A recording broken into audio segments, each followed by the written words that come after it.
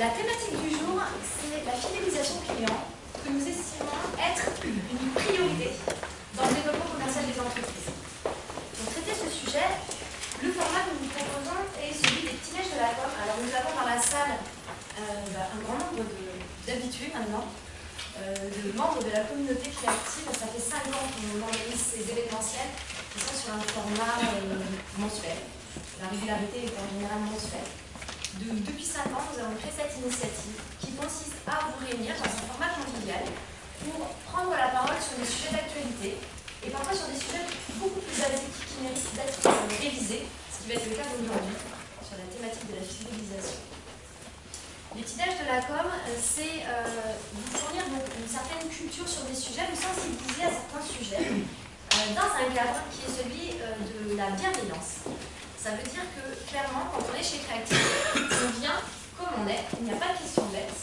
On vient avec chacun sa sensibilité, son expérience, sa vision de ce sujet, et on vous invite évidemment à la partager. Parce qu'on est intimement persuadé que c'est l'intelligence collective qui crée le savoir, bien plus que les consultants qui sont capables de pondre 300 pages sur un sujet. Donc vraiment, ce matin, n'hésitez pas à intervenir, à faire part de votre expérience, ou à poser des questions, ça sera toujours enrichissant. Les prochains petits déj de la com, on a 2 dates d'ici la fin de l'année.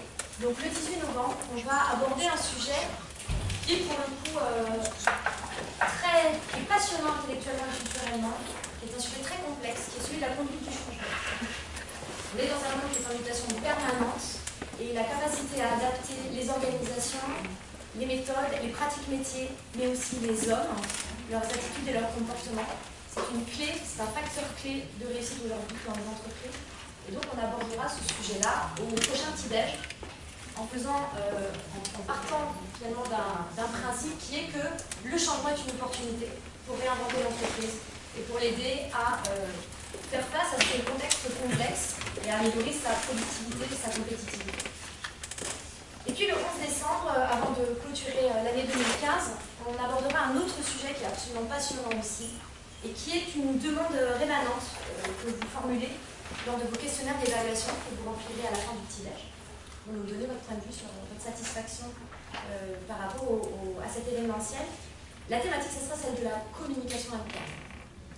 On entend beaucoup de chefs d'entreprise qui disent mon principal problème, c'est d'arriver à faire passer l'information à l'intérieur de ma boîte en descendant, c'est d'arriver à faire remonter l'information en ascendant et faire en sorte que de manière transversale, les équipes se fassent passer l'information, communiquent, se connaissent, se comprennent et donc coopèrent mieux, partant du principe que c'est cette coopération qui permet justement à l'entreprise d'être performante.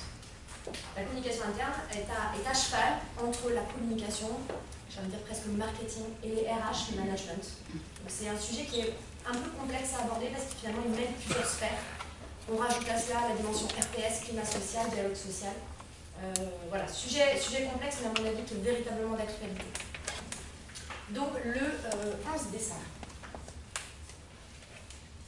Avant de démarrer, je voulais juste rappeler Créatif qui nous sommes et puis en profiter pour vous faire un point d'actualité sur l'entreprise.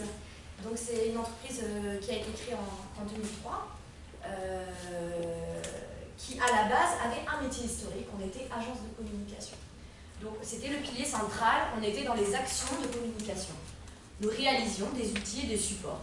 Donc cette activité existe toujours, va très bien, et vous avez Laure au premier plan ici. Bonjour. Qui animait d'ailleurs le dernier petit-déj de la com, qui vient de reprendre la direction de cette entreprise.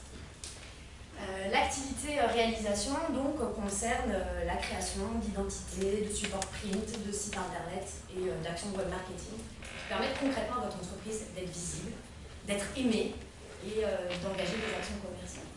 Autour de cette activité centrale, nous avons créé une deuxième société qui est un cabinet conseil et centre de formation qui est dirigé par Élise Galipo, qui était là au dernier petit déj de la com, qui est donc mon associée. Et cette activité de conseil et formation vise à aider les chefs d'entreprise à réfléchir avant d'agir.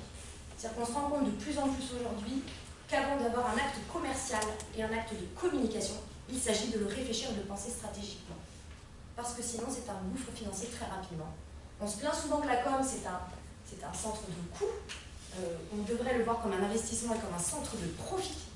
Mais avant de pouvoir critiquer l'efficacité d'une action de communication, Encore faut-il avoir défini les objectifs et les indicateurs de mesure d'efficacité. Cette dimension réflexion et stratégique, donc on la traite dans le cabinet conseil. Et puis, on a une activité de formation, ce qui va me permettre de faire le lien dans quelques instants par rapport à Stella. On a depuis maintenant un peu plus de 6 ans un centre de formation, on a 28 formateurs, consultants, qui sont tous seniors et expérimentés dans leur domaine d'activité et qui forment à toutes les dimensions de la communication, que ce soit la communication d'entreprise ou la communication interpersonnelle. Et où, clairement, par rapport au contexte, parce qu'il y a plusieurs centres de formation dans la salle, par rapport au contexte, on va de plus en plus clairement vers de la formation individualisée, la formation d'équipe, du mentoring, plus que des formations purement techniques.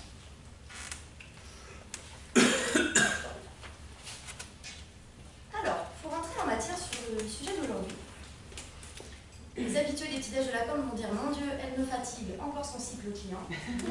Ça, c'est le schéma éternel que je présente à chaque petit-déj qui est orienté commerce. Je vais vous proposer de vous mettre en situation de relations commerciales. Au départ, lorsque vous êtes une entreprise qui cherche à faire connaître son offre, vous allez rentrer en démarche de prospection. La prospection permet de s'exposer auprès de prospects dits froids. C'est-à-dire que vous ne les connaissez pas, ils ne vous connaissent pas. Vous vous exposez auprès d'eux. Ces prospects froids, à partir du moment où vous allez rentrer en premier contact avec eux, se réchauffent. On appelle ça les prospects chauds. Sur la partie prospection, il y a énormément à dire, énormément à faire, et la communication permet justement d'exposer votre marque et votre offre pour créer ce premier contact. Qu'est-ce qui se passe quand on a un prospect chaud? Il y a deux solutions. Alors l'hypothèse pessimiste, c'est que ce prospect chaud, vous n'allez pas le transformer. En clair, il ne devient pas nouveau client. Il y a une objection qui fait que ce prospect ne souhaite pas contractualiser avec votre entreprise.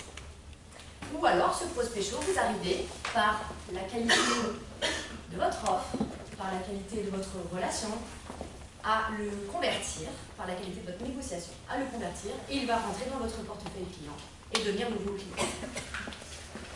J'aime beaucoup ce sujet de la conversion, qui consiste à transformer ce statut de prospect à client, parce que la plupart du temps, on parle d'un taux de transformation prospect-client. Sur 100 prospects rencontrés, je fais 10 clients. J'ai un taux de transformation de 10%. Comment est-ce qu'on travaille un prospect chaud non transformé? Est-ce qu'on se pose la question de la raison pour laquelle ce prospect n'est pas devenu client chez nous? Je veux bien faire un petit test juste à main levée. Qui dans cette salle a prend le réflexe systématiquement de demander à un prospect qui refuse de signer une commande la raison pour laquelle il n'a pas signé? Qui prend le réflexe? Qui a le réflexe de ça? Il y a beaucoup de bons élèves alors. On est quasiment à un tiers de la salle, ce qui est déjà très très chouette. C'est là qu'on apprend. C'est là qu'on comprend la raison pour laquelle notre offre est en décalage avec des attentes par exemple, ou le fait que notre écoute client n'a peut-être pas été plus loin que l'écoute rationnelle de ses besoins. On y reviendra tout à l'heure à ça.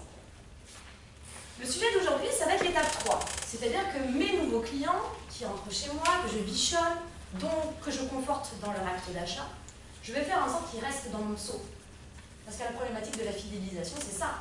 C'est que vous avez un seau avec tous vos clients à l'intérieur, puis il y a un trou. Et les clients, ils s'en vont. Le réflexe des entreprises, c'est de prospecter, prospecter, prospecter, et d'oublier, à un moment donné, qu'il faudrait peut-être colmater le fond du seau, garder ses clients d'abord, avant d'aller chercher à le reprendre. On est sur la question de la fidélisation. Comment ces nouveaux clients, je fais en sorte qu'ils deviennent actifs, qu'ils deviennent réguliers, qu'ils achètent plus souvent, peut-être qu'ils achètent mieux aussi. On a des clients qui rentrent chez nous pour une prestation, puis finalement, c'est pas forcément la meilleure prestation qu'on aurait à leur rendre. Mais c'est pas grave, on fait rentrer dans le taille. La quatrième démarche dans l'acte commercial, c'est ce qu'on appelle la démarche de reconquête. Mon client actif et régulier, un jour, il arrête de commander.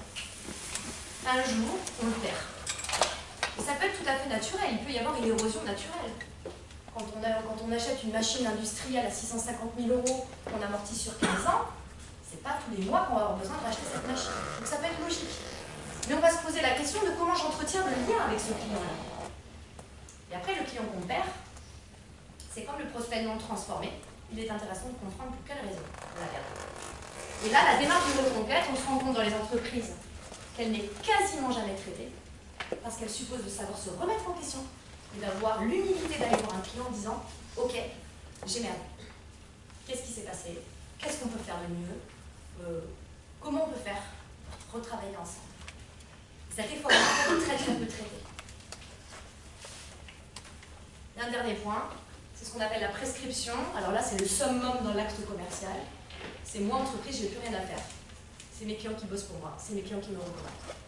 Ça s'appelle la prescription commerciale, c'est la recommandation. La plupart du temps, ce sont les clients actifs qui permettent de générer du prospect chaud, mais ce n'est pas forcément toujours le cas. On a parfois des clients inactifs qui font des prescriptions. Et on a aussi le réseau. La recommandation contre le professionnel. Donc du coup, la fidélisation d'un client, si on devait la définir, on dirait que c'est l'ensemble des actions qu'une entreprise va mener pour faire en sorte que ses clients continuent de consommer, qu'ils consomment davantage. Est-ce que ça vous va? Est-ce que c'est clair ce que je viens de dire? Ouais. Tout le monde est en phase avec ça? N'hésitez pas si vous...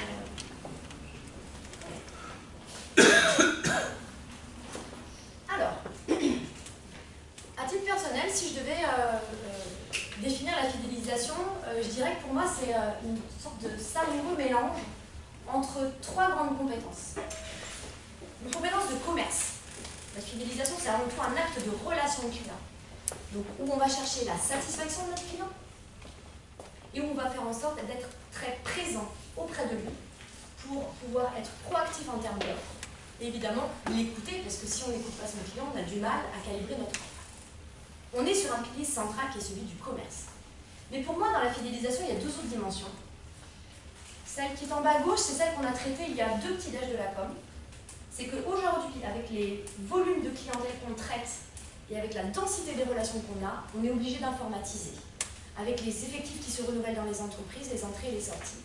La connaissance du client, c'est la valeur de l'entreprise.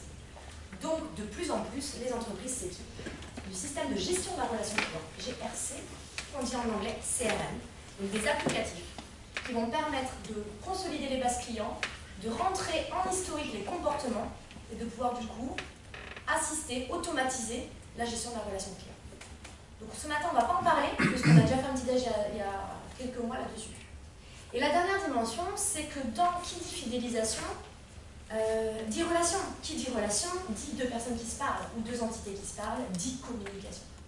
Donc c'est la raison pour laquelle Créactive prend la parole sur le sujet de la fidélisation, c'est que c'est éminemment un acte communicant. Mais la base, c'est quand même bien le commerce. Donc c'est la raison pour laquelle ce matin, je vais avoir le plaisir de co-animer avec Stella, qui va prendre la parole plus que moi, puisque c'est avant tout un sujet commercial. Et donc Stella fait partie de notre équipe de consultants et de formateurs. Chez Créactive, je te laisse te présenter, Stella. Oui, bonjour à tous.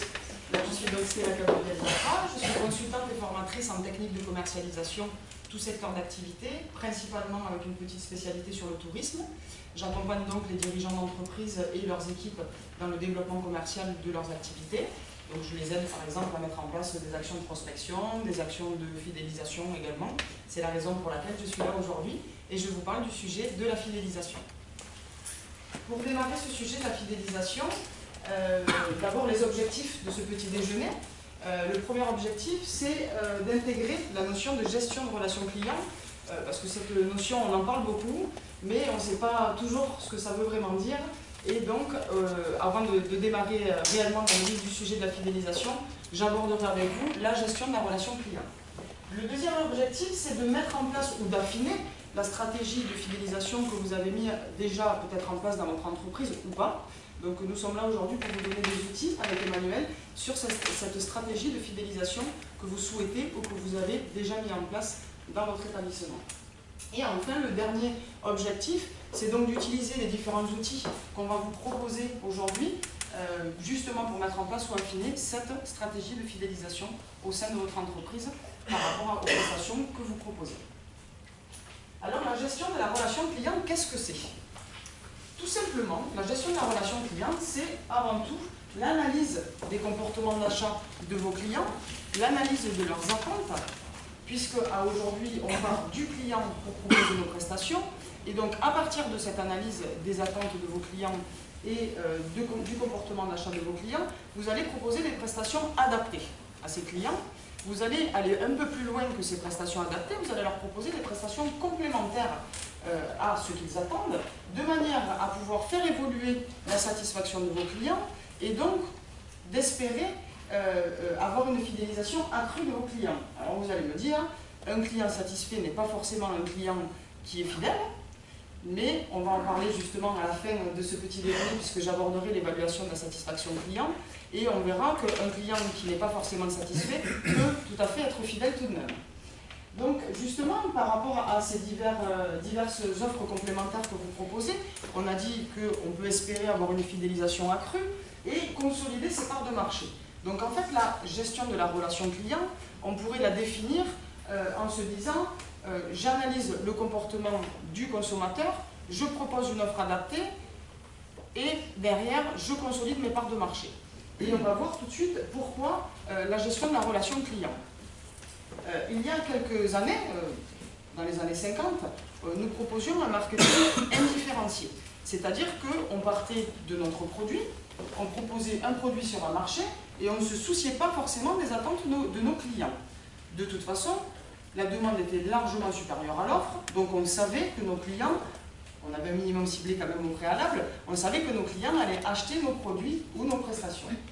Depuis les années 2000, l'offre est largement devenue supérieure à la demande, donc nous pratiquons tous, en tout cas nous essayons, de pratiquer un marketing dit segmenté. C'est-à-dire que nous partons là aujourd'hui des attentes du client, donc finalement nous pratiquons tous la gestion de la relation client sans parfois même le savoir ou s'en rendre compte, et nous partons donc des attentes de notre client pour proposer une offre plus adaptée et qui sera certainement plus personnalisée par rapport à ce qu'on faisait dans les années 50.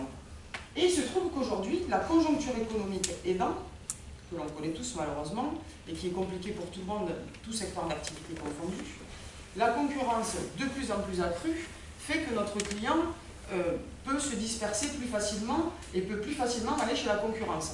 Je ne sais pas si on fait un sondage dans la salle, si vous êtes, j'imagine, tous conscients du nombre de concurrents que vous avez sur votre marché. On sait tous qu'on est débordé par la concurrence et donc que notre client peut facilement, il est tellement sollicité, qu'il peut facilement aller d'un concurrent à un autre et peut-être dans son acte de réachat, même tester différents concurrents pour voir celui qui lui conviendrait le mieux. Donc aujourd'hui, on est dans une stratégie défensive et plus une stratégie offensive, en tout cas on essaye, c'est-à-dire qu'on essaye principalement de conserver ses clients avant d'aller en chercher de nouveaux. C'est l'objet de la fidélisation, justement. Alors, quelques chiffres et quelques raisons chiffrées qui vous pousseront certainement à préférer, ou en tout cas à mettre en place une action de fidélisation ou une politique de fidélisation dans vos entreprises. Il faut savoir que 20% de vos clients vous quittent tous les ans. Satisfaits ou non, dans tous les cas, vous perdez 20% de votre clientèle à peu près. Il faut savoir également qu'un client recruté coûte 2 fois, 5 fois, 10 fois plus cher que de le fidéliser et de mettre en place une politique de fidélisation dans votre entreprise. Il faut savoir également que 65 à 85% de vos clients, bien que satisfaits, sont prêts à aller tester cette concurrence. Justement, tellement sollicités qu'aujourd'hui, il est très facile, même si on est satisfait d'un produit et si on est satisfait de notre prestataire, d'aller tester ailleurs. Et enfin, la fameuse loi de Pareto que vous connaissez très certainement et que l'on utilise dans bien nombre de cas, 20% de vos clients représentent 80% de votre chiffre d'affaires et de votre marge. Donc, on a tout intérêt aujourd'hui à aller à chercher à fidéliser nos clients, plus que d'aller en recruter de nouveaux dans cette conjoncture très compliquée pour tout le monde. Vous avez peut-être envie d'intervenir ou de nous donner vos avis par rapport à ce que je viens de présenter, ou on continue?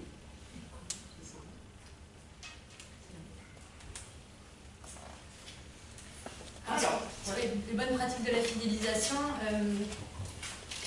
présentation de ce qu'on pourrait appeler la cartographie de la fidélité. On va partir du principe qu'un client, pour être fidèle, en fait, on a 3 leviers qu'on peut activer. Et on va rentrer dans le détail de chacun d'entre eux au cours de ce petit-déj. La première chose, c'est qu'un client vient chez nous pour acheter une offre. donc une prestation de service, un produit.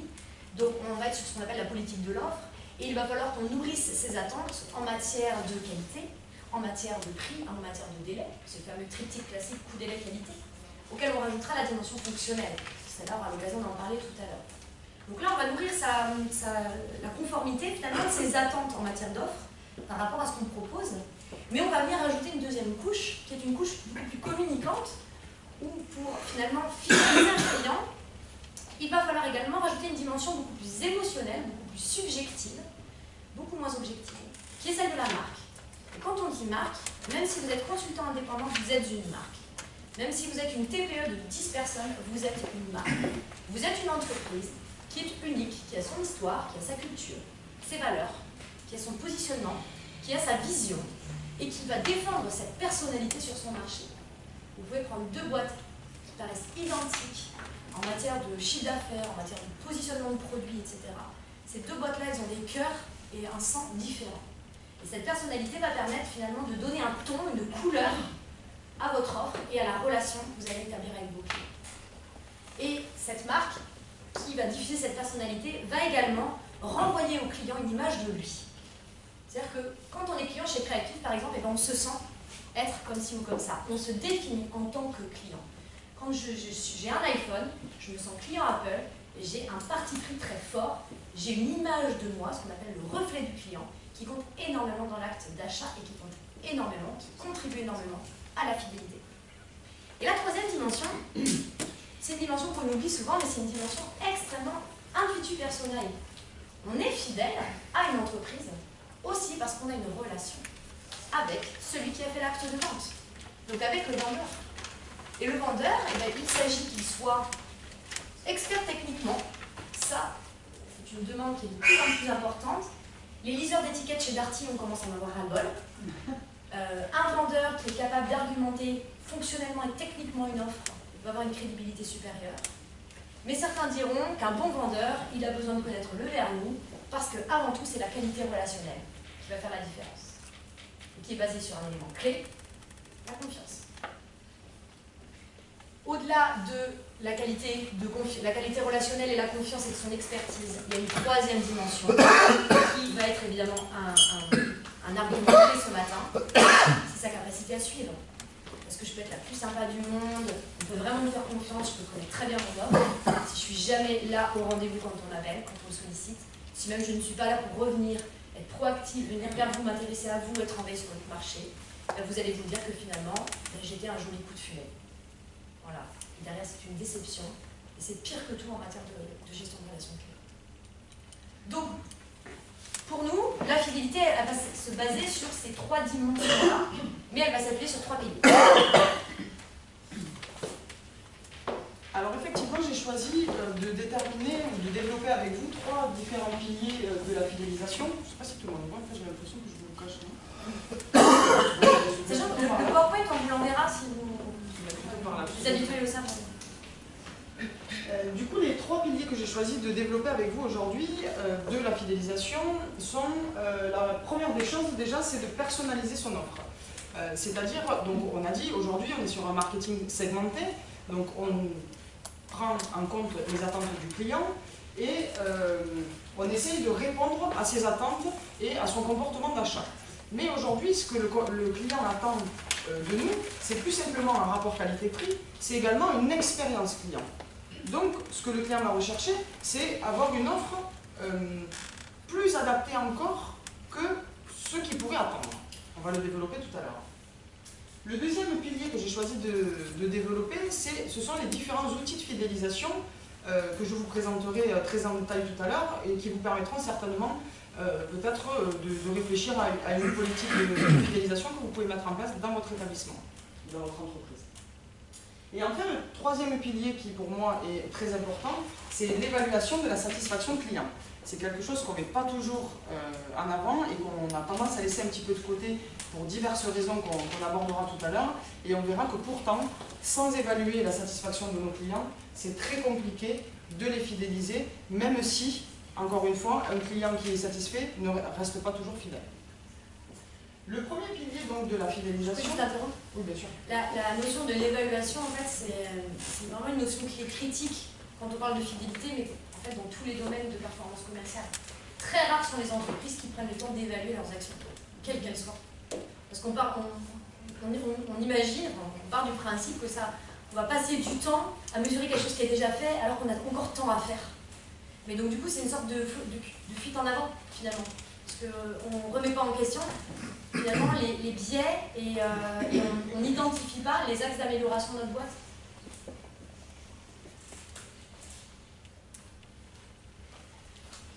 Donc la personnalisation de l'offre, on a dit tout à l'heure, on part de marché, on segmente le marché en cible et on se positionne avec un produit. Aujourd'hui, donc, tout le monde est capable de le faire, tout le monde réfléchit dans ce sens-là, mais moi je dis, personnaliser son offre, c'est aller plus loin que ça. C'est proposer quelque chose de très très adapté à votre client. Alors pour ça, évidemment, ça sous-entend, comme on a vu tout à l'heure sur la gestion de la relation client, que vous avez analysé les comportements d'achat de vos clients et leurs attentes, et que vous leur proposez des produits plus adaptés que ce qu'ils attendent. Je prends l'exemple de Coca-Cola. Coca-Cola, il y a quelques années, tout le monde connaît Coca-Cola, et Coca-Cola proposait uniquement le Coca-Cola rouge, ce que tout le monde connaît. Et puis, les années aidant, la culture du corps est arrivée un peu plus en avant, et Coca-Cola s'est adapté à cette démarche de société et à cette évolution des mentalités, et s'est dit, tiens, moi je pense que si je développe de nouveaux produits pour une certaine cible de clientèle, certainement qu'on aura de nouveaux clients et de nouvelles cibles que l'on va pouvoir toucher. C'est comme ça qu'on a connu le Coca Light, ensuite le Coca Zéro, et aujourd'hui, je ne sais pas si vous connaissez parce que c'est un petit peu récent, le Coca Vert à base de stevia. Donc aujourd'hui, même un diabétique peut boire du Coca-Cola, chose qu'on ne pouvait pas faire il y a quelques années.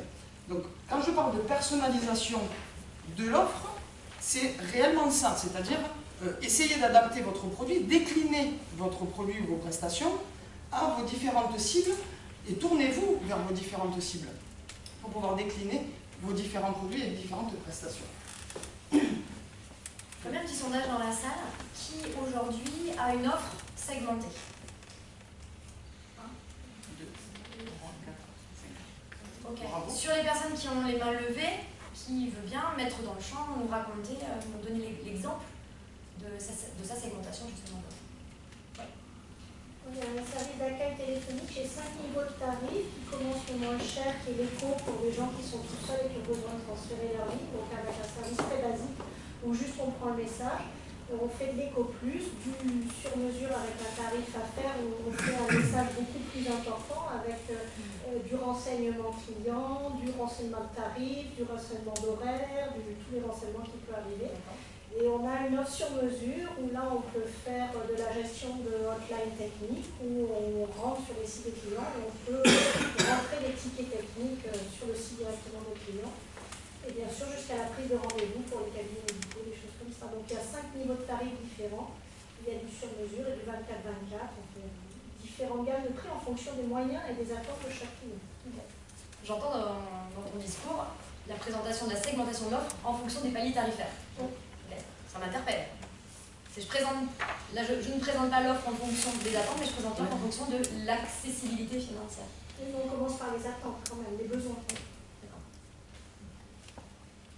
Qui veut témoigner d'une adaptation d'offre? Oui. Si on prend par exemple la pyramide inversée, au niveau du marché global, on suit un champ de formation professionnelle. Le marché global va être la formation continue pour les personnels médicaux, du sanitaire, du social et du médico-social. Après, on a saucissonné cette partie-là sur les thématiques petite enfance, handicap, sanitaire et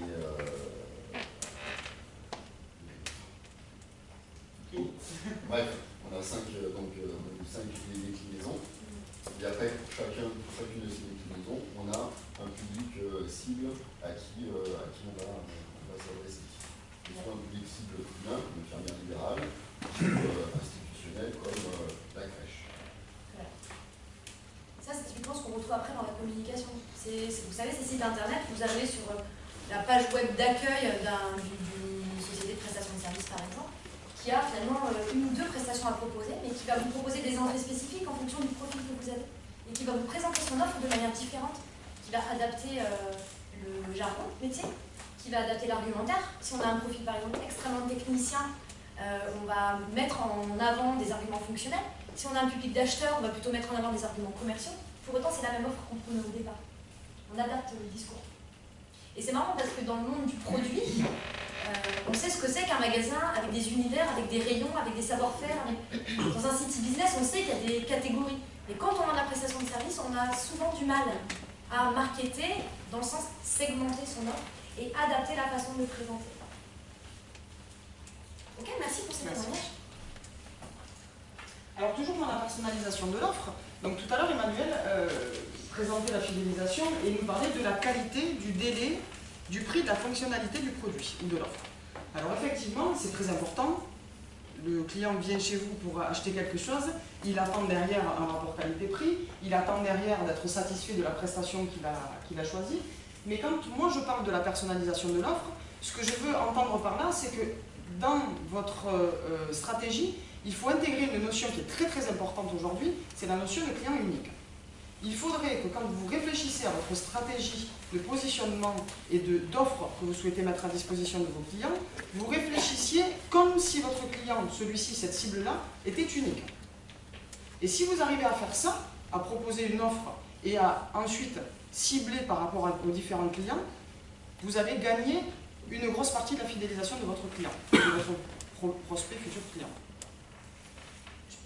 On dit qu'on est passé à une ère du marketing one-to-all à one-to-few, one-to-one.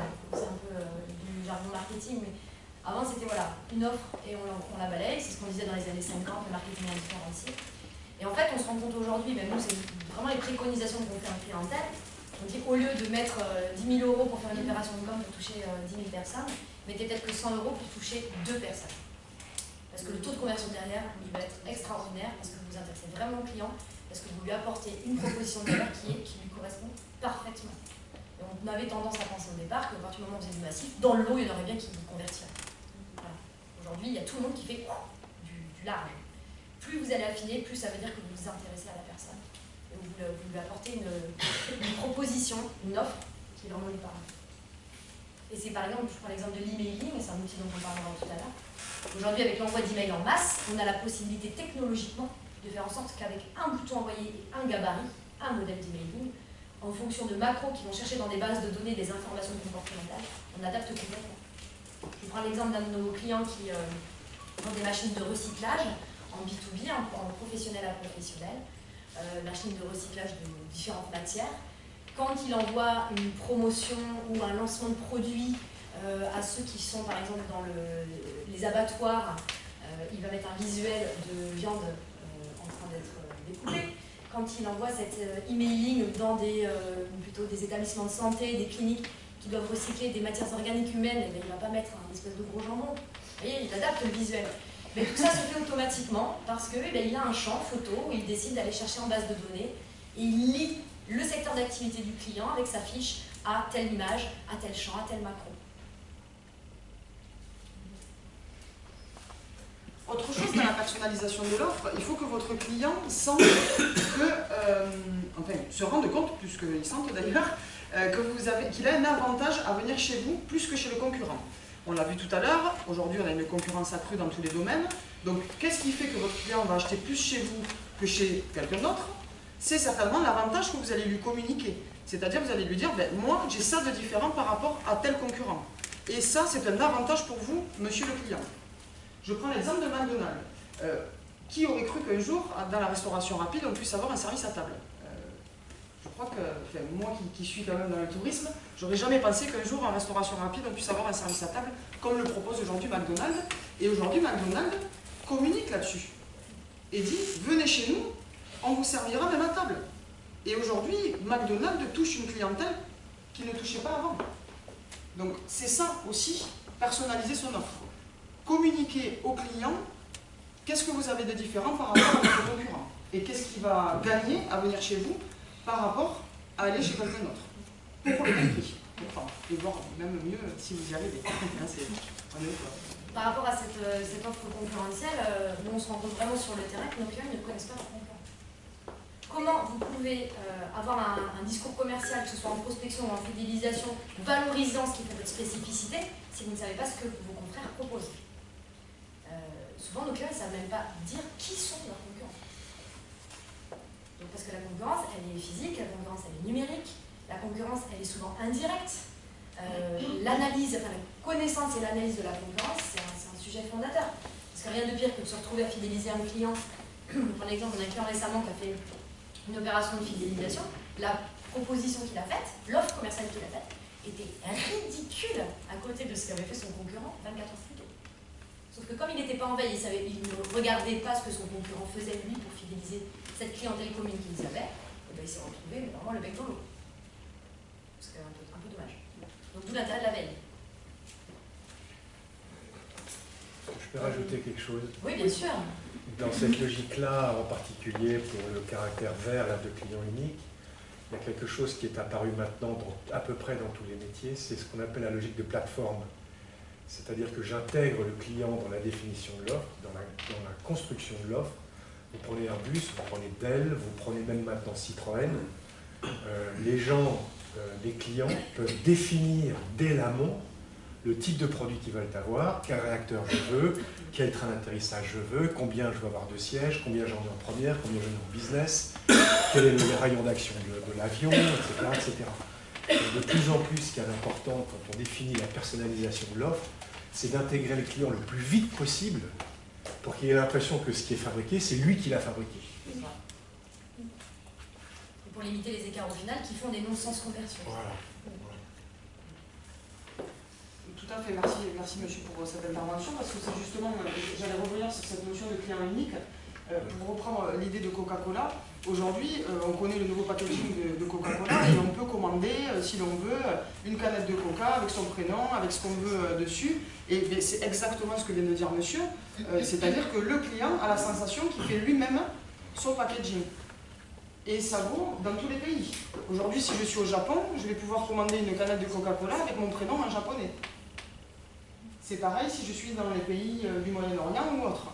Et donc ça, c'est sûr que ça change tout également par rapport à la concurrence, si on cite ne serait-ce que Coca-Cola ou Airbus par exemple. Je vais prendre un exemple dans l'industrie. On a l'un de nos clients qui fabrique des clôtures en PVC haut de gamme, qui a une clientèle B2B et également B2C, qui a monté un site de vente en ligne pour adresser en direct le marché final, qui propose sur son site internet un configurateur qui va permettre de choisir la matière, le nombre de lames, leur occultation, leur couleur, leur niveau de protection et de solidité, l'habillage qu'il va y avoir dedans, la décoration, les systèmes de fixation, la longueur, la largeur, et même qu'il va pouvoir prendre des kits complémentaires pour monter la pose de plus en plus facilement. C'est-à-dire que sur un produit au départ qui est une bande en plastique, il en fait, on avait un jour calculé les combinaisons, on était à presque 10 000 combinaisons possibles. Voilà. Et vous voyez d'ailleurs beaucoup sur le web aujourd'hui les configurateurs et les personnalisations. Après tout ça évidemment, c'est pas le même prix qu'un produit standard, hein, on est d'accord.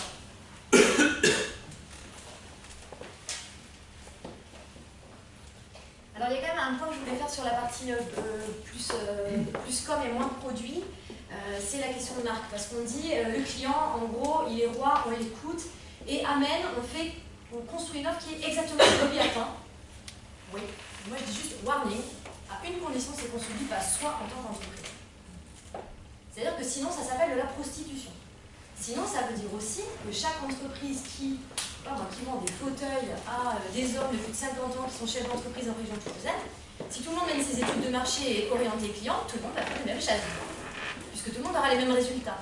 Sauf qu'il y a une dimension qui va faire que l'offre va être personnalisée de manière complètement unique, c'est que l'acte de vente comme l'acte de communication, c'est A envoie un message à B, A écoute B pour lui donner le message qu'il faut, mais A est qui il est. A a son histoire, A est une marque, A a sa personnalité.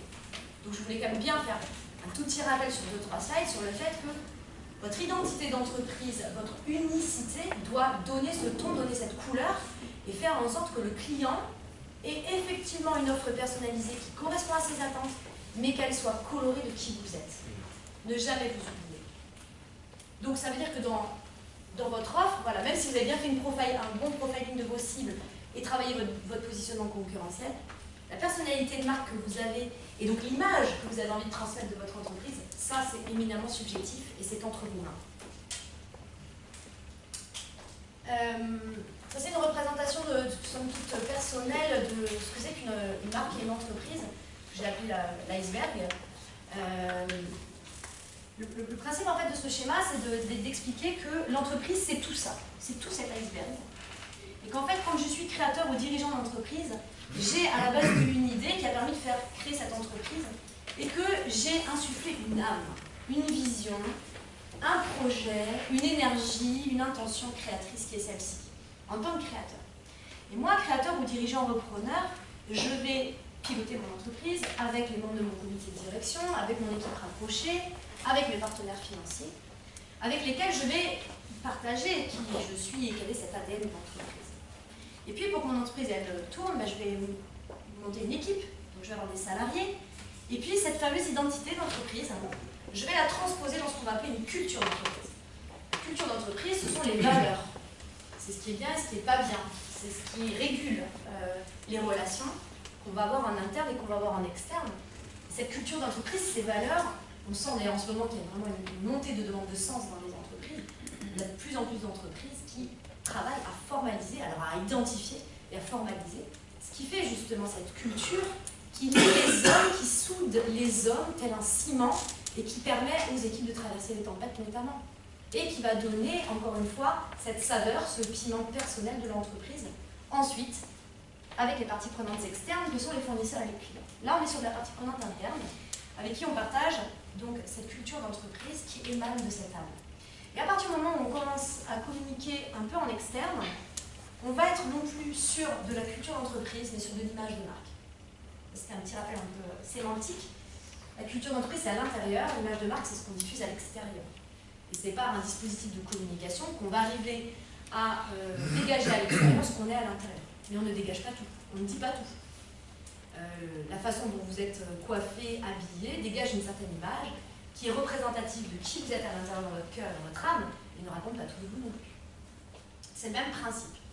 Je fais une précision, les fournisseurs, je les ai légèrement intégrés un petit peu en dessous du niveau de la mer, parce qu'un fournisseur, il contribue à notre offre. Donc quelque part, il est un peu à l'intérieur de notre entreprise. Donc, cette entreprise qui cherche à entretenir le lien avec ses clients va diffuser cette image de marque. Et je voulais donc vous expliquer comment nous, en tout cas, on construit les images de marque de nos clients. On aime partir du coup de ce bas d'iceberg et on vous invite à nous interroger sur ce qu'elle est l'identité de votre entreprise. Pour ça, on a un modèle qui s'appelle le prisme identitaire, qui est celui-ci, qui est un modèle très très peu connu en France, qui est extrêmement utilisé aux États-Unis par contre, et qui consiste à définir votre marque, votre entreprise, selon un hexagone avec 6 grandes dimensions. Donc on va commencer par en haut à gauche. Votre entreprise, votre marque, d'un point de vue physique, elle a des traits visuels qui la caractérisent. Elle va, alors par exemple je prends CTLM, on va avoir un petit bonhomme vert. Je prends la SNCF, voilà, tout le monde connaît. Donc on va avoir des caractéristiques sur les signaux, sur les canaux de perception qui vont rendre l'entreprise unique. Cette marque, elle a, au-delà de son physique, elle a une personnalité, elle a des traits de caractère, elle a un état d'esprit. Et pour arriver à définir cette personnalité, nous, on invite nos clients à imaginer que leur entreprise est une personne. Donc on pratique l'anthropomorphisme. On dit très bien, une entreprise c'est une personne morale, regardons-la comme une personne physique. Votre boîte c'est un homme ou c'est une femme? C'est un jeune, c'est un vieux, c'est un rural, c'est un urbain, c'est quelqu'un d'extraverti, c'est quelqu'un d'introverti. Et on va venir du coup définir quel est le type de personne qui est votre boîte. Exercice super intéressant qu'on fait très très peu. Et puis ce qui va avec la personnalité, c'est la culture d'entreprise. La culture d'entreprise, donc encore une fois, ce sont les valeurs, ce sont les moteurs d'inspiration. C'est très manichéen, c'est ce qui est bien, ce qui n'est pas bien pour elle. Ce sont ses engagements. C'est ce qui va aussi l'inspirer. Et donc, une fois qu'on sait que notre entreprise a la telle personnalité et telle culture, du coup, on sait quel est le type de relation qu'on veut entretenir avec nos parties prenantes, et notamment avec nos clients. Si je suis quelqu'un d'extraverti, je vais vouloir entretenir des relations fréquentes, régulières, dynamiques, je vais faire l'événementiel, je vais les inviter, etc.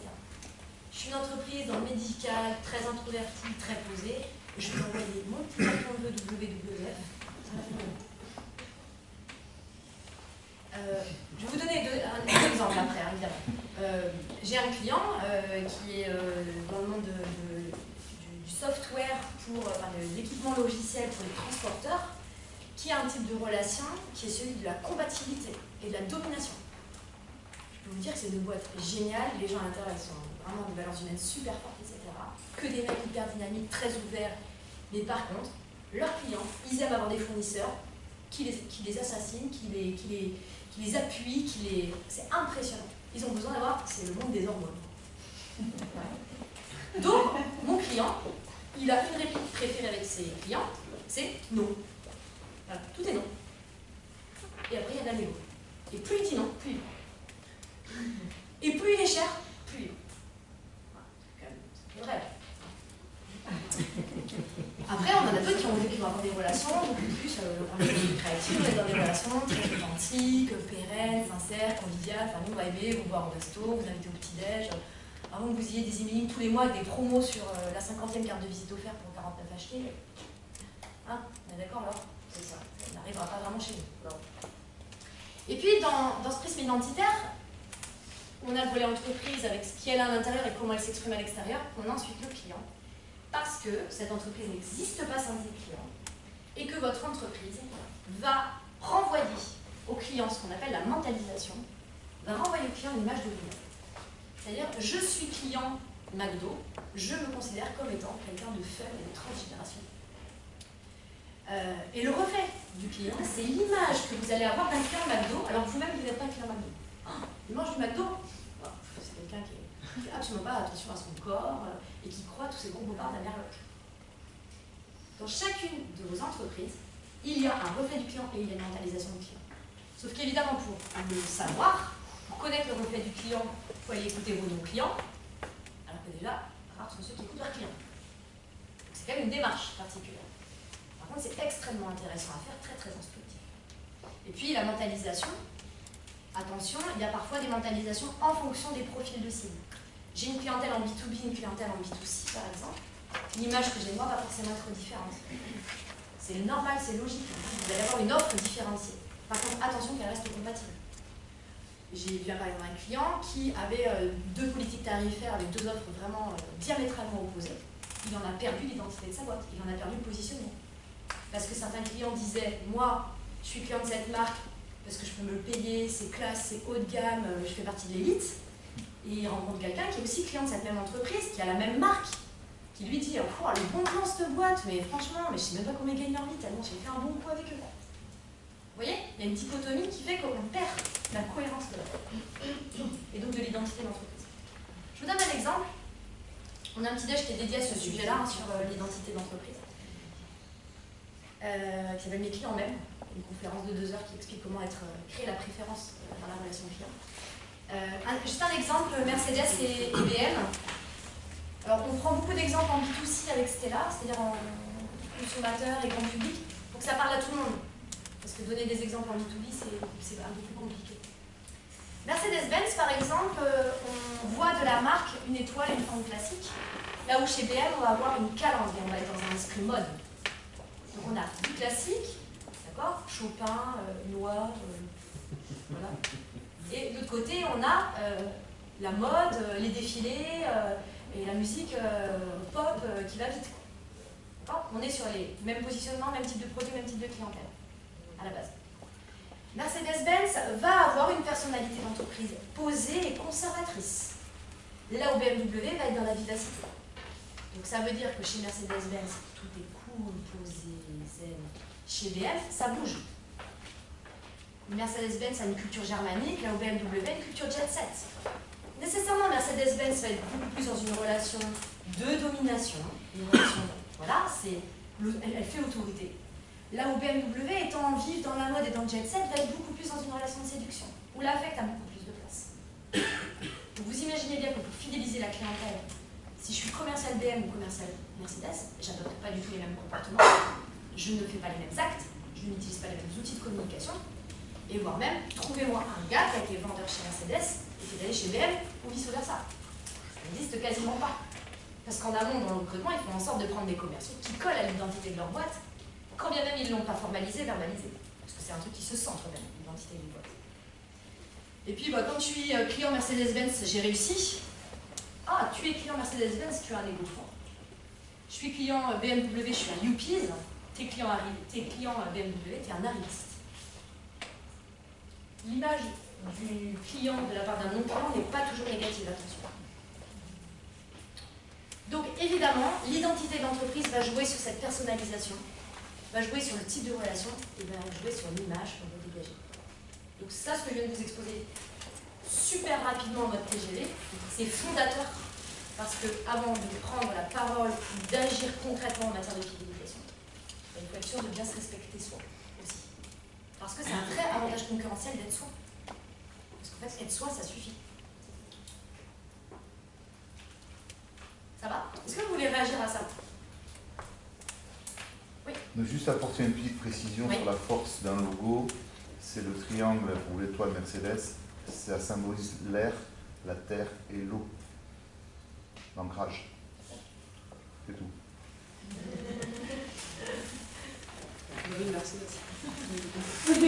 Tu roules en Mercedes? Mais pas beaucoup de gens le savent, n'empêche que les clients le savent. Mais je n'ai pas de Mercedes. Est-ce que quelqu'un a déjà fait l'exercice de la définition de son identité d'entreprise? C'est magnifique, c'est RH aussi. Hein. Non? On reprogrammera peut-être un petit déj sur ce sujet-là si vous voulez pouvoir le faire au cours d'une conférence. Le deuxième pilier de la fidélisation que je voulais aborder avec vous, c'était donc les outils de fidélisation que je voulais vous proposer. Le tout premier outil, et c'est pour ça qu'on l'a mis plus en avant, c'est la relation que l'on peut créer avec son client.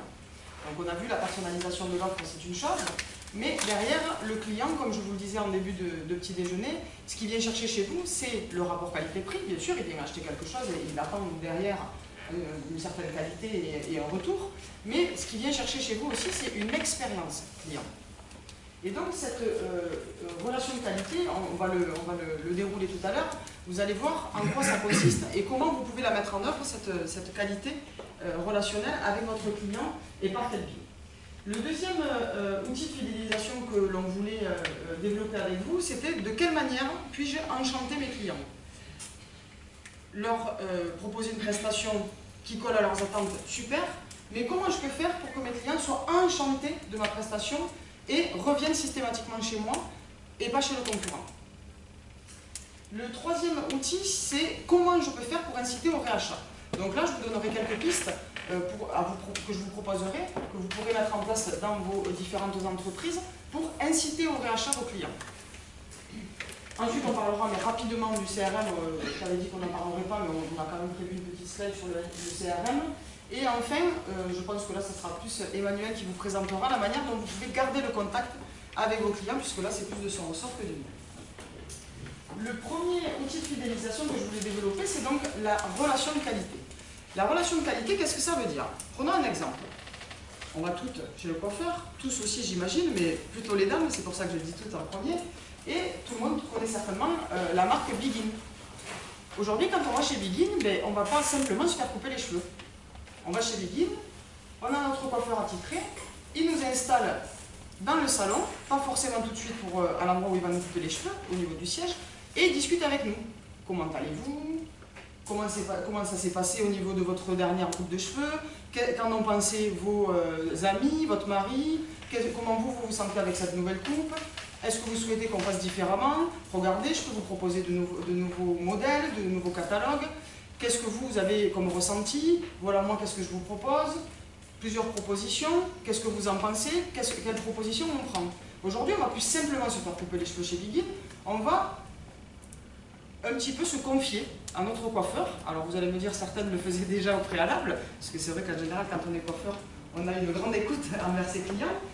Mais c'est vrai que Begin sort un petit peu du lot par rapport à ça. Et c'est ça, créer une relation de qualité.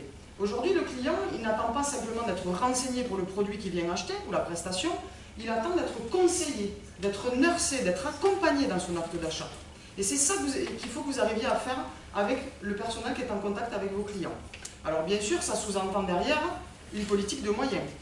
Si vous ne mettez pas en face des moyens pour votre personnel en contact, ce n'est pas toujours évident de rentrer en relation avec vos clients, donc ça nécessite une formation de votre personnel, ça nécessite de votre part une écoute aussi de votre personnel en contact. Et par exemple, j'ai pensé à cette idée de challenge de votre force de vente. On pourrait imaginer par exemple un challenge sur le taux de rétention de vos clients, plutôt que challenger sur par exemple le nombre de clients qu'il va capter ce mois-ci. Pourquoi ne partirions pas sur ce taux de rétention? Il faut comprendre aussi une autre chose, c'est que cette politique de fidélisation, et notamment la relation de qualité que vous souhaitez instaurer avec vos clients, c'est avant tout une stratégie d'entreprise et un état d'esprit. Il faut que cette relation de qualité et cette fidélisation soit l'affaire de tous, soit une volonté commune. Si vous n'arrivez pas à faire en sorte que cette fidélisation soit une volonté commune, ça va être compliqué après derrière pour pouvoir le transcrire au niveau des clients. Il faut que vous puissiez communiquer avec vos collaborateurs de ce que vous voulez mettre en place avec vos clients. Et il faut que ça soit dans la tête de tous. Il faut que ça soit un réel état d'esprit entreprise.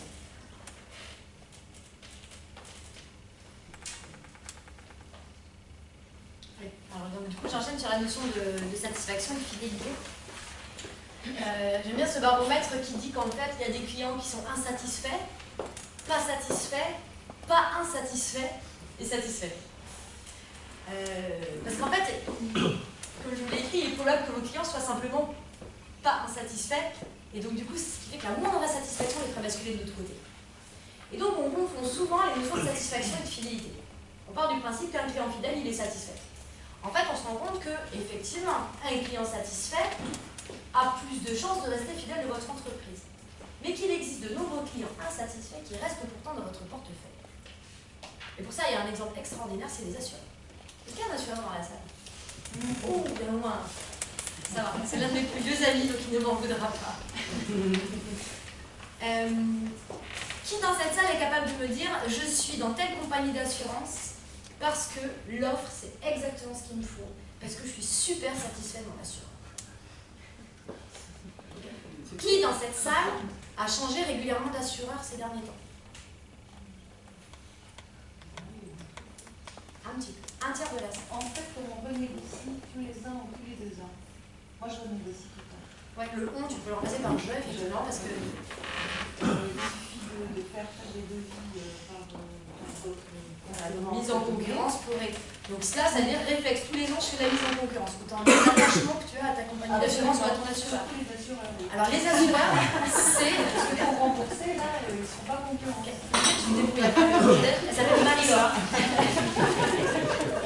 Typiquement, les assureurs, c'est un exemple extraordinaire. Ça nous fait tellement suer d'analyser le contrat. On est tellement incapable de comparer les offres que si l'assureur juste il est sympa, qu'il a confiance avec lui, quand bien même il est 20 ou 30% plus cher, en fait, on ne sait rien. Voilà. Donc on reste. C'est pas forcément l'entreprise, c'est souvent, je dirais, à 90%, la personne. Ouais, je suis pas Moi, je peux avoir les mêmes. C'est ça. D'ailleurs, on le voit beaucoup. Je pense que c'est Olivier qui nous montre des contrats. Olivier, il est MMA, demain il passe chez MAF, il y a tous ses cours qui partent avec lui. C'est une évidence. Voilà. Donc tout ça pour dire que satisfaire un client, ça ne garantit pas sa fidélité et que sa fidélité n'est pas forcément signe de satisfaction. On a des clients insatisfaits qui vont être fidèles parce que, voilà, c'est ce que je viens de vous dire, on n'a pas forcément envie d'aller chercher une meilleure proposition, ou que finalement je ne suis pas satisfait, ok, mais franchement, Pour ce que ça coûte. Pour ce que ça coûte, c'est pas stratégique pour ma boîte, enfin, voilà. Mon fournisseur de copieurs, je prends un RICO, bon an, mal an, voilà.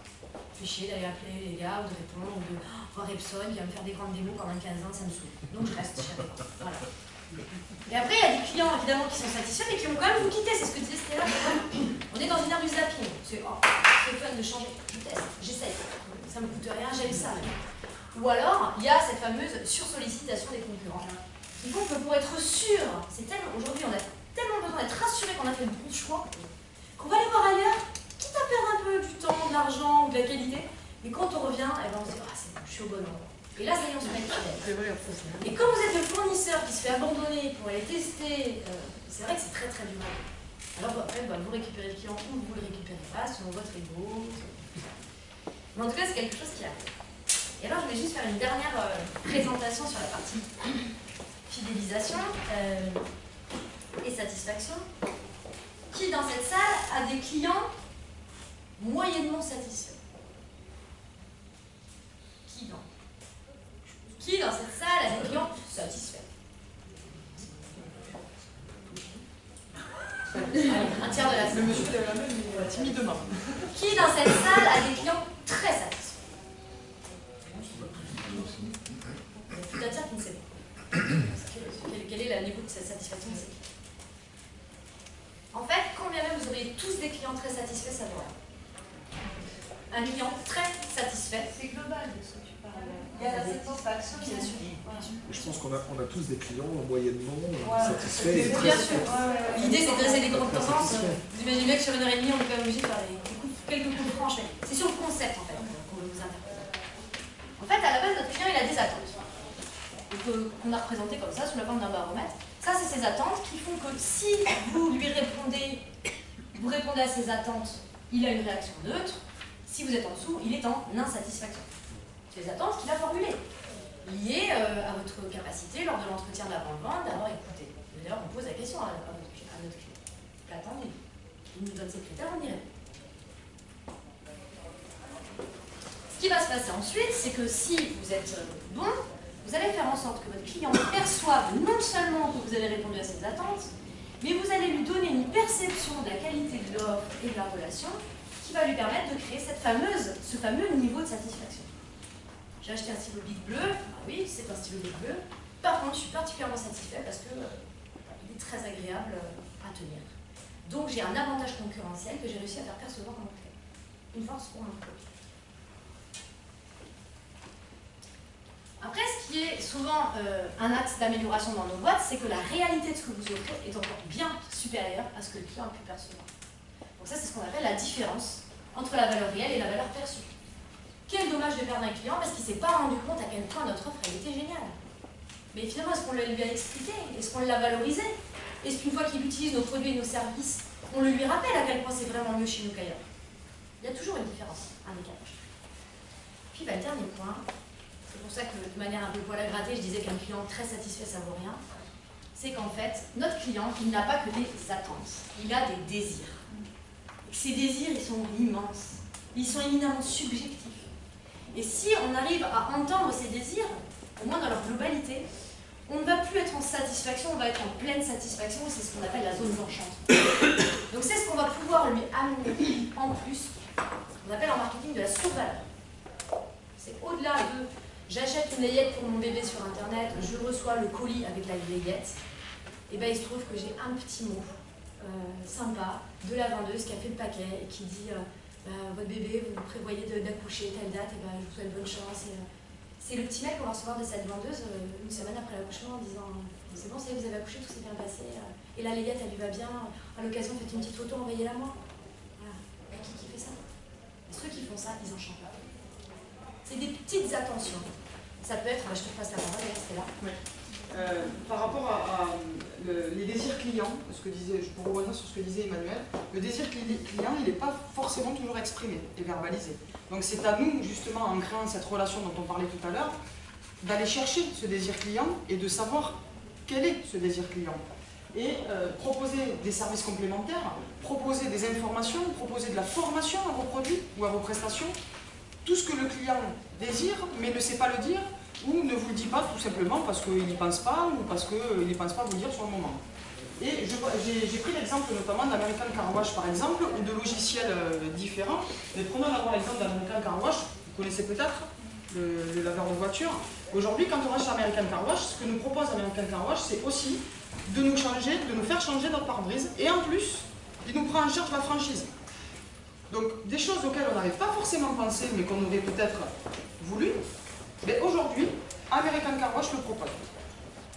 Autre exemple, les différents logiciels que l'on a pu acheter tous dans nos professions diverses et variées, qu'est-ce qu'ils proposent en plus? Alors là maintenant, c'est ça bien sûr, mais certains proposent également de la formation, proposent même de venir vous paramétrer dans votre entreprise, spécifiquement pour vous, pour votre entreprise, qui soit vraiment personnalisé et dédié pour vous. C'est ça l'enchantement, c'est ce que vous devez rechercher dans la prestation que vous proposez. Proposer quelque chose de nouveau qui va au-delà des attentes du client, qui va dans le désir du client, qui n'est pas forcément toujours exprimé. Ça, c'est le boulot de vos personnels en contact avec votre client, et c'est à vous de les former et de les orienter vers ça, puisque c'est vous qui insufflez cette stratégie-là.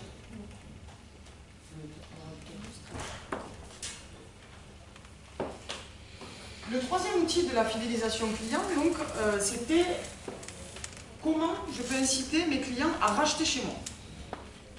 Qu'est-ce que je peux faire? Quelles sont les actions que je peux mettre en place pour inciter mon client à racheter chez moi et pas chez les concurrents? Peut-être que vous avez certaines pratiques que vous mettez en place dans vos entreprises.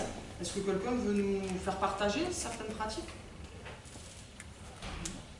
Personne? D'accord, vous êtes timide, peut-être? En donnant des exemples, peut-être que vous allez vous y reconnaître. Premier outil que vous pouvez utiliser pour faire racheter votre client, c'est l'offre promotionnelle. Tout le monde connaît, beaucoup le font. Alors ça peut passer par des pourcentages de réduction, ça peut passer de différentes manières.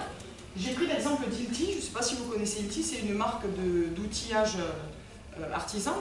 Eux, Ilti, ils partent du principe, donc leurs prestations sont onéreuses, puisque ce sont des outils de qualité, garantis à vie, et ils partent du principe qu'ils ne vont pas faire une promotion sur le prix d'achat de l'outillage, mais par contre, ils vont vous proposer, si vous achetez chez eux, tous les consommables qui vont avec la machine que vous achetez chez eux. C'est une forme de promotion aussi. Moi, je vais acheter chez Ilti parce que c'est garanti à vie et que c'est de la qualité, mais aussi parce que derrière, je sais que tout le consommable qui va avec ma machine, qui n'est pas donné non plus, on me l'offre. C'est une façon de mettre en place des offres promotionnelles. Offre promotionnelle ne veut pas forcément dire je rabaisse mon prix et je fais une promotion par rapport au tarif. Ça peut vouloir dire aussi qu'est-ce que je peux proposer à côté qui va faire que mon client, il va plus venir chez moi que chez le concurrent. On a un autre exemple qui est exactement le contraire. On a l'un de nos clients qui fabrique des toutes petites machines-outils et qui fait son heure sur le consommable. Et tous ses concurrents se battent contre lui sur le prix de la petite machine-outil, qui a un concentré technologique, un bijou qui est une merveille, mais pour lequel tout le monde est à couteau tiré au niveau des marges. Lui, il a décidé de détruire la machine du coup pour avoir son consommable. Exactement dans l'exemple français. Oui. Je voudrais citer une anecdote qui sort un petit peu de l'univers professionnel. Dans le groupe Airbus, il y a des gens qui vendent des satellites pour prendre des images de la Terre. C'est quelque chose de très technique, qui s'adresse plutôt à des hommes. Et vous avez des gens qui viennent de Corée, qui viennent de Chine, qui viennent de Singapour, des Philippines, etc., des hommes, pour venir à Toulouse ou à Paris acheter un satellite, commander un satellite. Et ces gens-là qui viennent à Paris ou à Toulouse viennent avec leurs femmes. Et pendant que ces messieurs parlent de technique, d'image, etc., il y a un service chez Airbus qui s'occupe de ces dames, en particulier à Paris, qui les emmène chez Louis Vuitton, ils disent Vuitton, pas Vuitton. Et pendant que monsieur travaille, madame fait le tour des magasins, et quand monsieur et madame se retrouvent le soir, madame est ravie de sa journée et monsieur est ravi de sa journée. Ce qui fait que le premier agent de réachat ou de fidélisation dans ce métier, c'est pas monsieur qui connaît la technique, c'est madame qui perd pas son temps quand monsieur travaille. Quelle belle image, ça. Quelle belle image.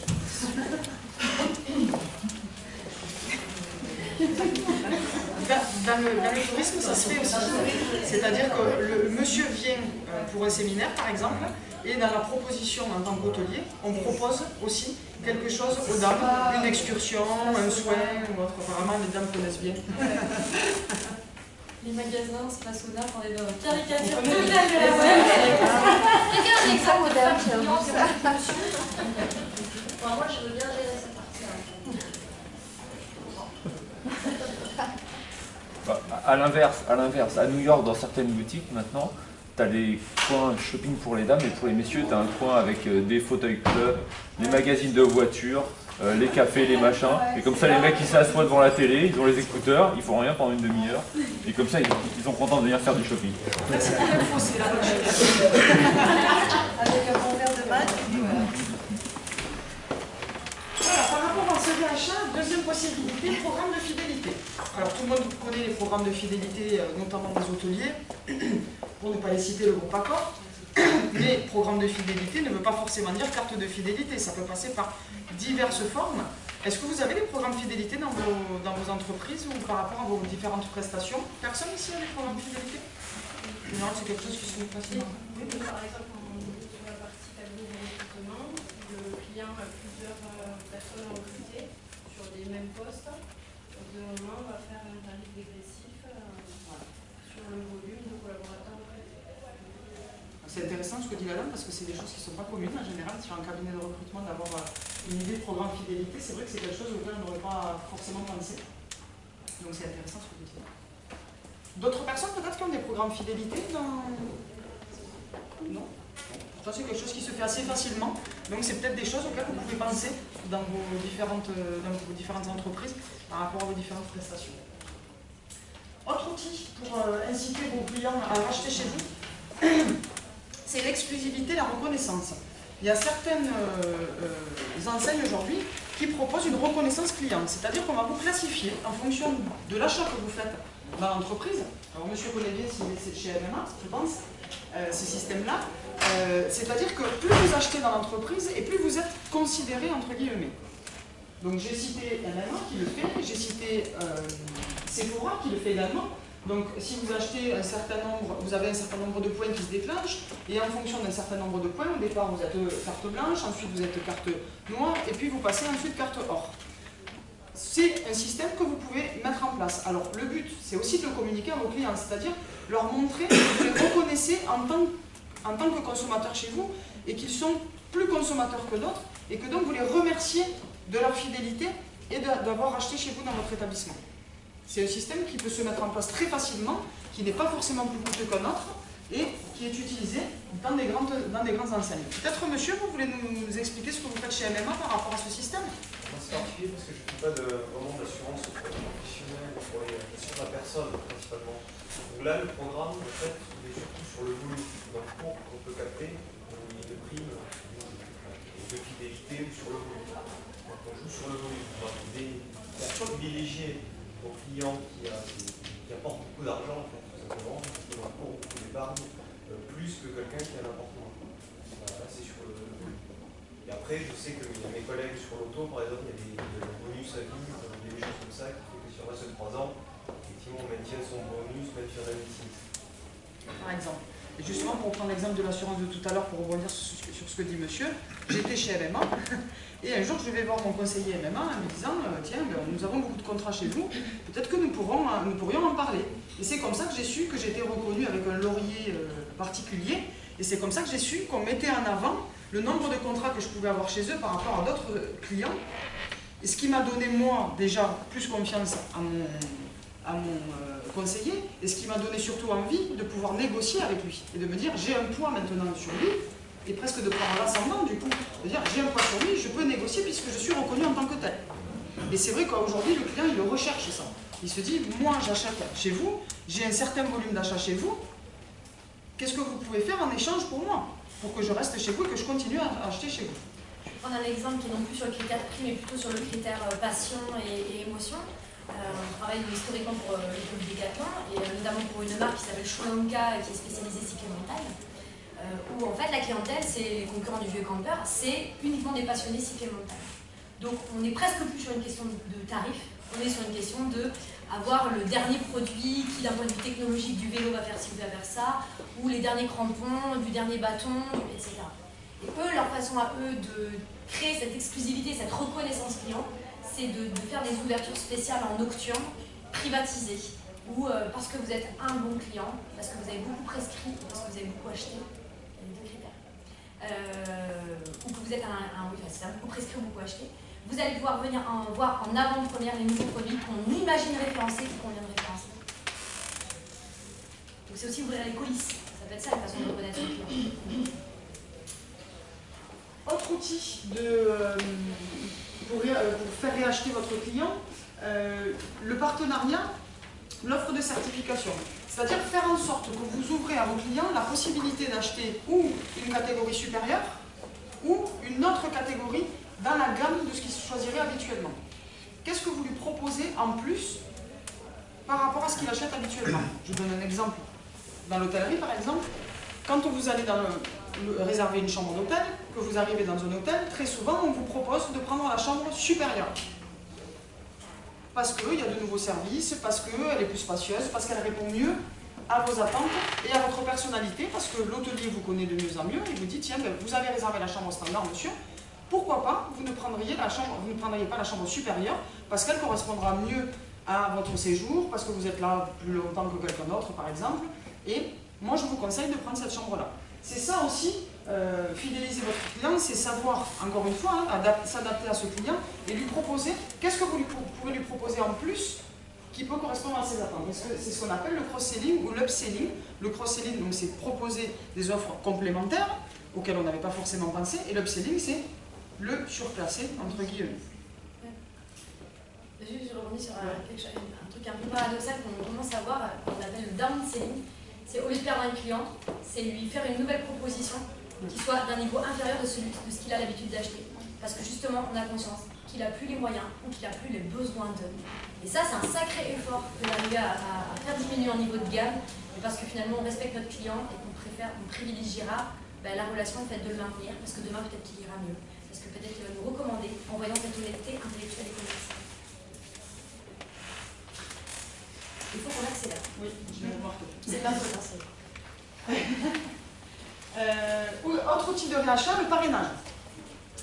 Si on fait en sorte que nos clients soient ambassadeurs de notre marque ou de nos prestations, il va se sentir reconnu.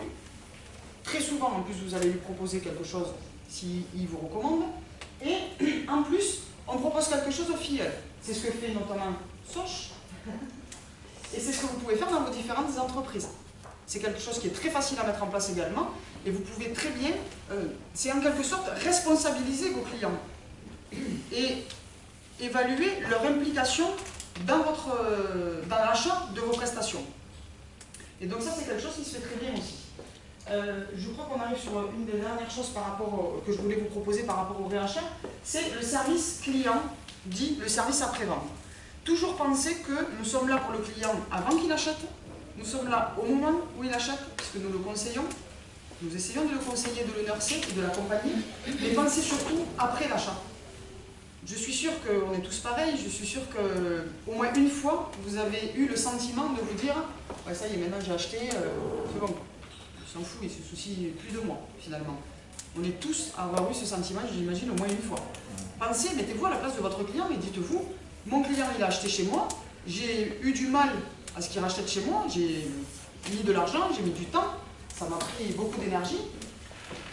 Je pense aussi à mon client une fois qu'il a fini cet achat.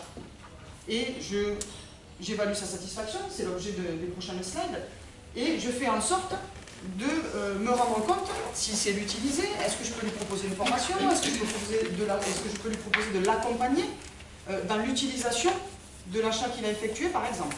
Mais surtout, pensez qu'il est très très important d'être présent du début de l'acte d'achat à la fin pour inciter à racheter à nouveau le produit chez vous. Désolé, on va devoir un peu accélérer. Quatrième outil de la fidélisation, donc on avait dit qu'on aborderait rapidement le CRM. C'est donc un outil, puisqu'il y a 2 petits déjeuners, effectivement, il a été présenté très largement. Le CRM, c'est un outil informatique qui va vous permettre de créer, pour prendre des mots simples, de créer un fichier de prospects et de clients dans lequel vous allez pouvoir mettre leurs habitudes de consommation, leurs attentes, leurs désirs, tout ce que vous aurez déterminé sur chacun de vos clients. Ça vous permet de mettre en place des fiches clients dans lesquelles vous allez mettre autant de détails que ce que vous souhaitez pour pouvoir ensuite proposer des actions commerciales diverses et variées en communication, comme on va le voir tout à l'heure quand Emmanuel le présentera. Sur la partie justement maintien du contact, on catégorise souvent en 3 parties. Pour maintenir le contact, on a avant tout le réflexe de base qui est un réflexe de marketing direct qui consiste à envoyer par exemple de l'emailing, de la newsletter, un envoi d'email en masse avec une personnalisation. On a le SMS qui est un outil qui s'est développé, qui fonctionne bien que dans certains secteurs d'activité. On a un outil plus original qui s'appelle le push vocal, qui est beaucoup moins connu, qui consiste à aller faire déposer sur un message, sur un répondeur de téléphone mobile, un message préenregistré en studio, qui fonctionne très bien, notamment dans le B2C pour des réachats. Et ensuite, on a les applications smartphone, les applications mobiles, ce qu'on appelle le mobile marketing, qui se développe énormément, puisqu'aujourd'hui, cet objet-là, même aux toilettes, on part avec. Donc on dort avec, il sourit parce qu'il fait réveil, enfin, on est 24 heures sur 24 en notification, open à la notification. Et donc on a via les applications mobiles une capacité à rester en contact vraiment avec une instantanéité très forte. Le deuxième pilier en matière de communication pour maintenir le contact, c'est ce qu'on va appeler la dimension expérientielle. C'est permettre à notre client de vivre, de ressentir quelque chose avec nous à notre contact, et non pas par des outils. C'était le cas sur le marketing direct. Donc l'événementiel est un magnifique outil de fidélisation, notamment en B2B.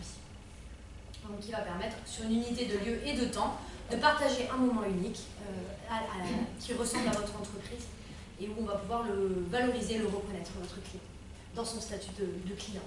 Et puis, le parrainage, donc Stella en a parlé, qui est également un champ expérientiel, mais c'est plus sur la réalité augmentée que j'avais envie de vous interpeller, puisque il y a un côté technologique. On a la possibilité de proposer du contenu complémentaire via des interfaces numériques qui proposent une infographie et des contenus d'offres complémentaires ou d'informations complémentaires directement sur des produits. On a une société à Toulouse qui s'appelle Ublim qui fait des produits magnifiques en la matière, produits qui sont distribués par Creative d'ailleurs, qui permettent par exemple sur un produit, je prends l'exemple d'un bijou, le bijou a une petite étiquette, on a un petit code, on scanne avec son téléphone et vient apparaître une image en surimpression qui va nous raconter par exemple ce bijou-là il irait très bien avec tel type de vêtements, ce bijou-là il raconte ça de votre personnalité, ce bijou-là il irait très bien avec les boucles d'oreilles qui sont disponibles derrière, voilà le prix, recommander à un ami, partager sur Facebook, tout ça sur un tout petit téléphone. Donc ça crée une expérience complémentaire autour d'un produit. Le dernier point, c'est ne pas oublier la dimension online de la relation avec nos clients. De plus en plus d'entreprises proposent un espace client sur leur site internet. Vous proposez par exemple la notice de montage qui va avec le produit dont vous venez d'être livré par exemple, ou alors d'avoir tout simplement des espaces d'information et d'échange et de communication en ligne avec votre marque, mais également avec la communauté des autres clients et des autres acheteurs. C'est la dimension web sociale. Aujourd'hui, les réseaux sociaux sont des outils extraordinaires de fidélisation. Facebook notamment sur la partie clientèle grand public, mais également Viadeo, LinkedIn sur la clientèle plus professionnelle à professionnelle, mais également Twitter, Pinterest et tous les outils qui permettent de créer des communautés et de nourrir finalement en termes d'images, en termes d'informations et de rendre vos clients aussi acteurs, prescripteurs parce qu'ils prennent la parole sur vous. Et je sais à quel point c'est confortable, mais à quel point aussi ça demande d'être maîtrisé et encadré. Voilà. Donc pareil, on a un petit déj sur les réseaux sociaux auquel certains d'entre nous ont sans doute assisté. Dernier pilier de la fidélisation, c'est donc l'évaluation de la satisfaction client. L'évaluation de la satisfaction client, il ne faut pas se cacher derrière. C'est-à-dire que pour certains, en tout cas pour ceux qui le font, de temps en temps, ils se disent bon, ok, mon client n'est pas forcément satisfait, pas de réaction derrière. Ce qu'il attend votre client, si vous évaluez sa satisfaction, c'est que derrière vous réagissiez.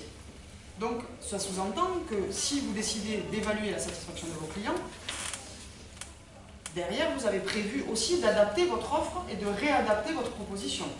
Si vous n'avez pas de temps pour le faire, ou les moyens financiers ou humains pour le faire, il vaut mieux mettre peut-être de côté effectivement l'évaluation de la satisfaction de vos clients en attendant de pouvoir mettre en œuvre tous ces moyens-là. Mais c'est clair qu'on ne peut pas se permettre d'évaluer la satisfaction client et derrière ne pas bouger. C'est absolument impossible. Donc, tentez d'innover. Tentez de vous adapter à cette satisfaction et à cette insatisfaction pour le coup, en faisant des tableaux de bord, en proposant des actions correctives. Et justement, cette évaluation de la satisfaction client, c'est aussi un outil managérial. Moi, par exemple, on a discuté l'autre jour avec Emmanuel, et elle me disait, moi, quand je propose un nouveau site internet à un nouveau client, si mon nouveau client il est très content du design de mon site internet et que je le dis à mon infographiste, ça va le valoriser et ça va lui donner envie de faire encore mieux pour la prochaine fois.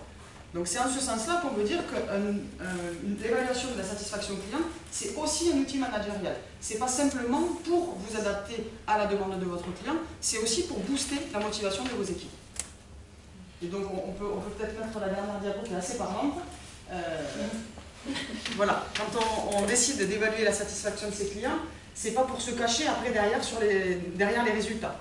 Il faut savoir qu'un client qui a connu une insatisfaction par rapport à vos prestations que vous résolvez est 10% plus fidèle qu'un client qui est satisfait tout simplement et qui n'a pas connu d'insatisfaction dans votre établissement. Donc j'ai presque envie de dire que c'est limite bien que vos clients aient un petit souci dans le cadre de l'achat de leurs prestations chez vous pour que vous puissiez rectifier et rendre ce client encore plus fidèle que ce qu'il aurait été en temps normal. Du coup, le petit mot de la fin, c'est de dire que si vous l'acceptez, votre mission serait de mettre en place cette politique de fidélisation. Alors en fait, tout le monde a une politique de fidélisation.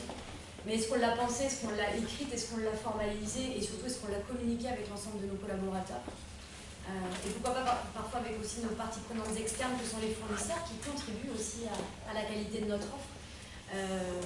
Voilà, rares sont les entreprises qui prennent la peine de la formaliser et de la communiquer.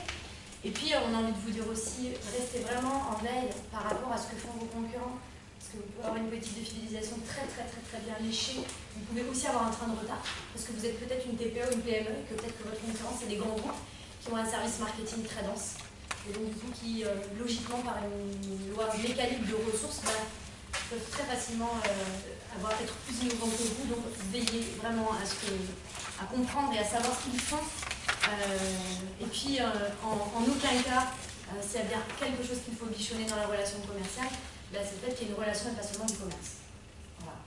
Et le maintien du contact, on dit souvent, et je ne suis pas un exemple pour la matière, on dit souvent que voilà, qu'on n'a pas le temps d'appeler tout le monde, de revoir tout le monde. Mais parfois, regardez ce format événementiel là typiquement, où tous les mois, eh bien, on invite nos clients et on leur donne la possibilité de venir nous rencontrer. Voilà. Donc on n'a pas le temps de rappeler chacun d'entre vous, mais en attendant, on est là pour vous aussi. C'est une façon de rentrer en contact. On peut trouver des astuces pour rester en contact aussi. Donc si ça c'est votre mission, ben, nous on a des propositions à faire. C'est évidemment de vous accompagner dans cette démarche-là de définition de votre politique de fidélisation. J'ai envie de dire sur la partie stratégique et réflexion. Donc on vous propose une prestation de conseil ou une prestation de formation. Et puis on se rend compte de plus en plus que nos clients aiment à mettre ce type de sujet au cœur de leur entreprise et faire travailler leurs équipes ensemble autour de ça. Il y a plein de bonnes idées dans les entreprises.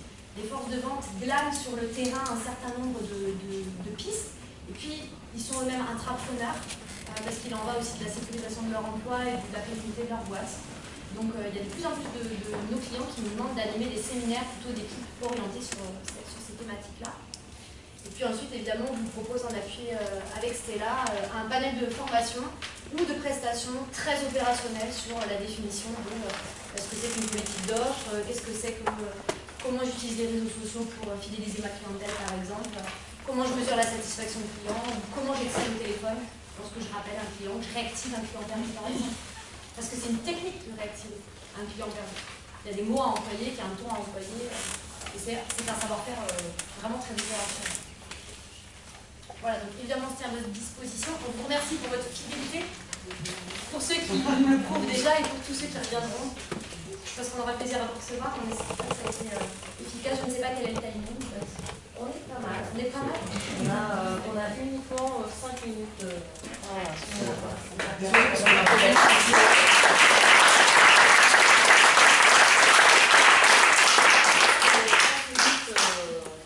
Du dernier petit-déj. D'accord. Ouais, qui est hyper relais. Merci beaucoup en tout cas pour votre écoute. Est-ce que vous avez des questions?